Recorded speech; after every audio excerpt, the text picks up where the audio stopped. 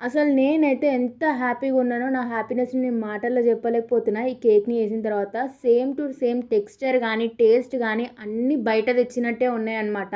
అసలు bakery equipments అయితే అసలు ఏం లేవు నా దగ్గర. అయినా గానీ ఇంత పర్ఫెక్ట్‌గా చేశాను. సరే అయితే నేను రెసిపీ చూపించేస్తాను. అన్ని చిన్న చిన్న టిప్స్ గానీ, ట్రిక్స్ గానీ అన్నీ చెప్తాను. ఇక్కడైతే 3 ఎగ్స్‌ని తీసుకున్నా. ఇది రూమ్ టెంపరేచర్‌లో ఉండాలి. అందులోకి ఒక ముప్పావు కప్పు వరకు షుగర్‌ని వేసుకొని 10 మినిట్స్ ఒకటే డైరెక్షన్‌లో బాగా విస్క్ చేసుకోవాలి. తర్వాత అయితే షుగర్ ఇంకా మైదా 2 సేమ్ క్వాంటిటీలో తీసుకున్నాను. దాంట్లోకి 1 teaspoon baking powder and పావు టీ స్పూన్ వరకు బేకింగ్ సోడాని వేసుకొని బాగా ఇలా జల్లెడ పట్టేసుకోవాలన్నమాట. ఇది చాలా ఇంపార్టెంట్. అండ్ అలాగే ఎగ్స్ కూడా కంపల్సరీ రూమ్ టెంపరేచర్‌లో ఉన్నవే తీసుకోవాలి.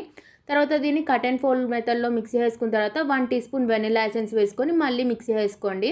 ఇందులోకి మళ్ళీ పావు కప్ అంతా మామూలుగా మనం ఆయిల్ ఉంటుంది కదా, సన్‌ఫ్లవర్ ఆయిల్, అది వేసేసుకొని బాగా మిక్స్ చేసుకొని ఇలా మనం గ్రీస్ చేసి పెట్టుకున్న ఉంటుంది కదా గిన్నె, అందులోకి వేసేసుకొని నేనైతే పెద్ద గిన్నెలోకి కొంచెం కింద ఒక హాఫ్ కప్ అంత వాటర్ వేసుకొని స్టాండ్ పెట్టుకొని అప్పుడు పెట్టుకున్నాను అనమాట. దీన్ని లో ఫ్లేమ్లో మాత్రమే ఒక 30-40 మినిట్స్ వరకు బేక్ చేసుకోండి. అస్సలు హై ఫ్లేమ్ పెట్టకండి, మధ్యలో కూడా అస్సలు ఓపెన్ చేయకండి. ఇంకా టేస్టీ స్పాంజ్ కేక్ అయితే రెడీ అయిపోయింది. మీరు కూడా ట్రై చేసి ఎలా ఉందో కమెంట్ చేసేయండి. వీడియో నచ్చితే like and subscribe. Bye bye.